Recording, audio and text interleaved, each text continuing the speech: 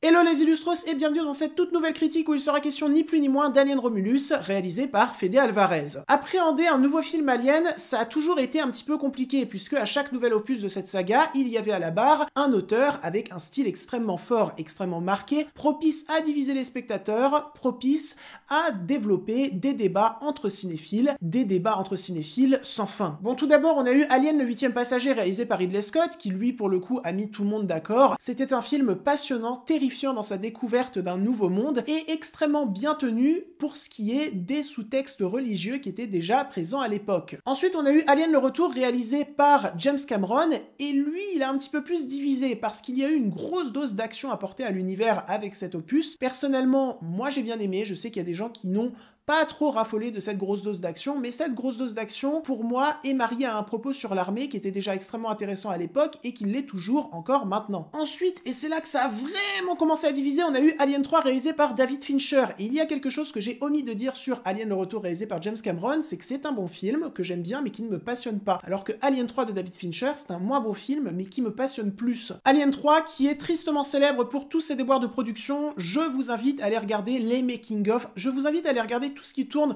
autour de la production d'Alien 3, c'est tragiquement fascinant. Et pourquoi c'est un film qui me passionne? Pour la simple et bonne raison que quand je le regarde, à chaque instant, j'ai la sensation de voir la lutte tragique et touchante d'un auteur pour que l'œuvre qu'il est en train de concevoir ressemble le plus à ce qu'il souhaitait. Le film a plein de problèmes, notamment en termes de rythme, de montage, d'effets spéciaux, mais maintenant que le film est sorti il y a longtemps, on a tous du recul dessus, on va pas se mentir, il y a quand même beaucoup de gimmicks de mise en scène de David Fincher qu'on va retrouver au fur et à mesure de sa filmographie plus tard, qui sont posés dans Alien 3. Ce côté extrêmement calculé, millimétré, froid, nihiliste, moi j'adore et je trouve ça passionnant. Enfin, pour finir la quadrilogie, on a eu Alien la Résurrection réalisé par Jean-Pierre Jeunet, un Français, Cocorico. Et lui, il a complètement pété un câble, il est arrivé avec ses valises remplies d'idées farfelues, il a pris toutes ces idées farfelues, il les a fait popper un peu partout dans le long métrage, et ce pour mon plus grand plaisir, car Alien la Résurrection se démarque extrêmement des 3 précédents volets, que ça soit dans le fond ou dans la forme. Dans le fond, c'est de la pure comédie noire par instant. Dans la forme, je pense qu'on n'a jamais autant connu l'univers d'Alien aussi sale, aussi crasseux. Et forcément, bah ça a divisé, et c'est normal. Ensuite, on a eu Alien vs Predator et Alien vs Predator Requiem, qui ont moins divisé, mais qui ont un style très connu à Hollywood. Ce style, c'est être catastrophiquement nul.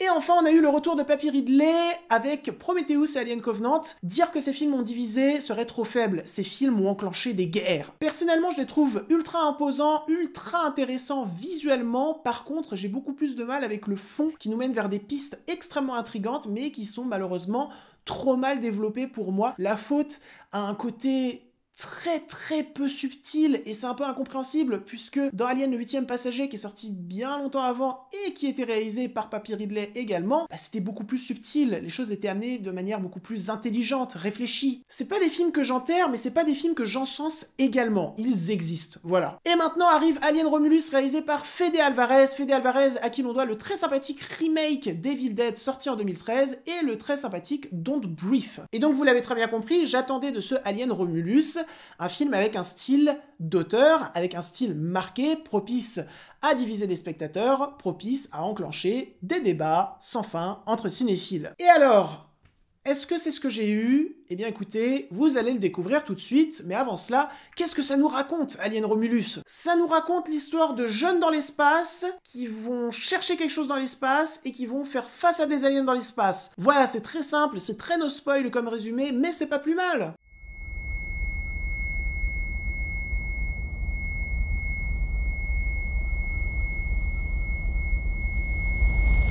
Et verdict, Alien Romulus est un bon film, est un bon opus de la saga, avec un style assez certain, mais pas aussi marqué que je l'attendais. Je m'explique. Tout d'abord, je vais commencer par les points positifs, puis je vais enchaîner sur les points négatifs tout naturellement. Tout d'abord, je trouve ça extrêmement intéressant la façon dont Fede Alvarez a su ramener et marier avec l'univers d'Alien une thématique qu'il a abordée plusieurs fois dans son cinéma et qui est extrêmement intéressante selon moi, surtout parce que Fede Alvarez traite toujours cette thématique avec amour, avec sincérité et c'est touchant. Cette thématique est la suivante, une jeunesse sacrifiée par les erreurs du passé. C'était présent dans Evil Dead, c'était encore plus présent dans Don't Brief, et là c'est présent également dans Alien Romulus, mais de manière plus intéressante que d'habitude, puisqu'il va marier cette jeunesse, cette génération aux erreurs du passé de toute la saga Alien. Le film va être clairement référencé à chaque opus de la saga Alien, et c'est pas plus mal, surtout que c'est traité de manière respectueuse, et c'est même traité de manière noble par instant, parce que Alien Romulus, sans trop rentrer dans des spoilers, va aborder l'héritage de Prometheus et Covenant. Et ça, c'était une chose risquée, puisque Prometheus et Covenant, même s'ils commencent à être réhabilités,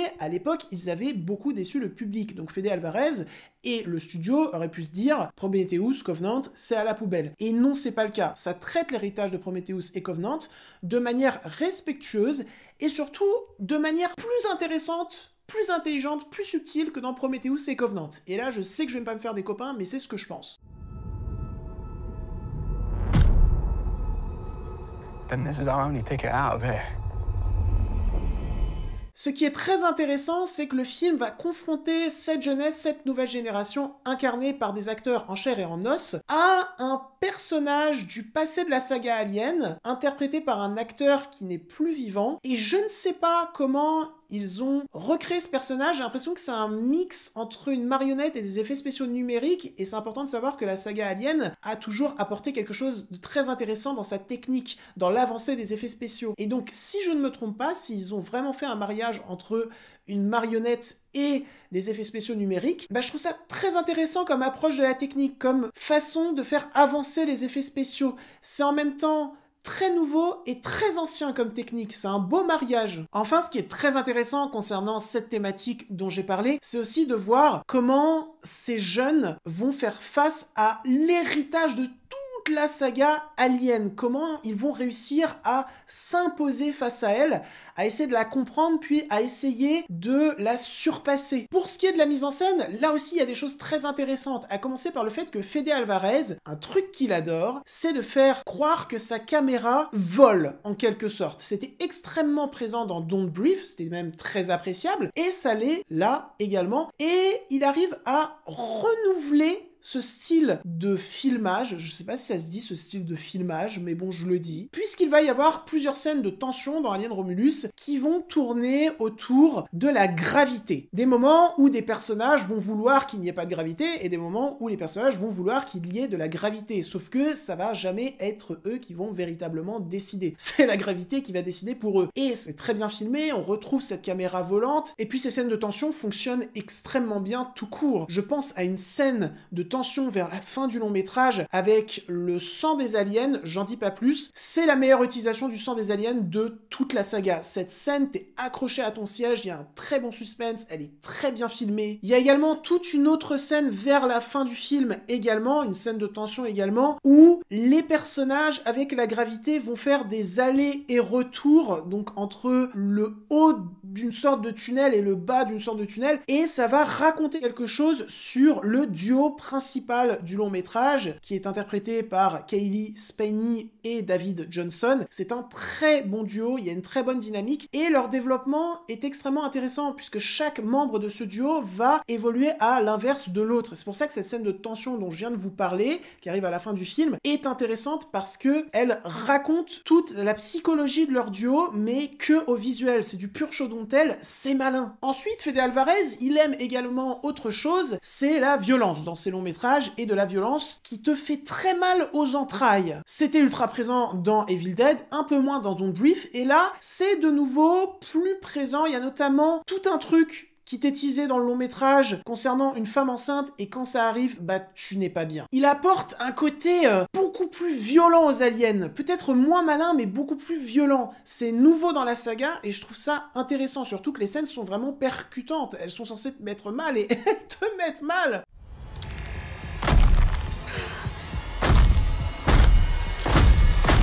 Aussi, Fede Alvarez aime beaucoup utiliser la couleur rouge, mais pas forcément pour juste créer une esthétique. La couleur rouge, chez lui, ça représente le stress, ça représente la violence, ça représente la tension. Ce qui fait qu'il va y avoir plusieurs scènes dans Alien Romulus où le cadre, où les décors vont être entièrement rouges, et ça va automatiquement te stresser parce que cette couleur est vraiment traitée comme une couleur agressive. What's happening?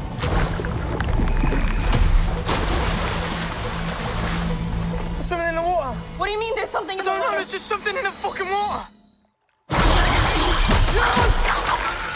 Et ça fait plaisir d'avoir autant cette couleur rouge dans un film Alien, puisqu'avant c'était surtout du vert, du bleu ou du jaune. Là, t'as l'arrivée en force d'une nouvelle couleur. Ça permet de bien réinventer la saga, et ça permet à Fede Alvarez d'imposer son style. Il l'a imposé dans ses thématiques, il l'a imposé dans sa caméra qui vole, il l'impose également dans sa violence, dans cette couleur rouge. Il a imposé son style, Fede Alvarez, dans ce long métrage. Mais je trouve quand même que c'est un style plus passe-partout que le style de James Cameron, de David Fincher, de Jean-Pierre Jeunet. Alien Romulus est un bon opus, est un opus qui arrive à bien réinventer la saga avec des scènes de tension qu'on n'avait pas vues autrefois dans la saga. Il y en a également qu'on avait déjà vu, mais il y en a surtout qu'on n'avait pas vu. Je pense notamment à toute la fin du long métrage où tu penses avoir déjà vu cette scène, sauf qu'il y a un élément en particulier que je vais surtout pas spoiler qui permet de réinventer cette scène. Donc voilà, Fede Alvarez a fait un bon boulot, mais je peux pas m'empêcher de trouver quand même son film beaucoup plus lisse que les autres opus, c'est beaucoup plus passe-partout, et c'est un petit peu dommage. Sinon, j'ai oublié de dire que la totalité du casting s'en sortait très bien, il porte très bien cette nouvelle thématique. Et j'aimerais bien revoir Cailee Spaeny et David Johnson dans une suite, et franchement je pense que cette suite va arriver, puisque le film est en train de tout défoncer au box-office, et en soi, est-ce que c'est mérité? Oui. Est-ce que c'est un film sur lequel va y avoir des débats ultra intenses? Je ne pense pas, parce que j'ai l'impression qu'il met tout le monde d'accord. Et c'est en même temps la force et la faiblesse du long métrage.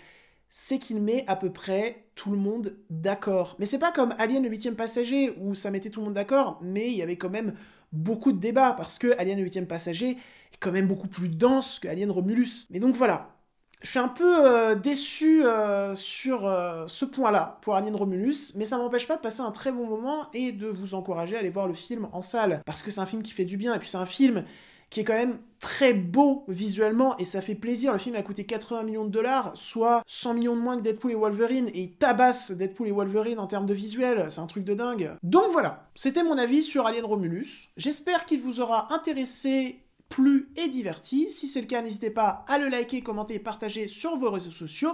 N'oubliez pas de vous abonner à la chaîne également. La chaîne qui fête ses 3 ans, qui a fêté ses 3 ans hier. Merci à vous tous de me suivre depuis 3 ans. Vous êtes la meilleure communauté. Je vous aime, les Illustros. Sur ce, tous mes réseaux se trouvent en description. N'hésitez pas à aller les suivre car je suis très présent dessus. Je m'en vais côtoyer d'autres univers et je vous dis salut!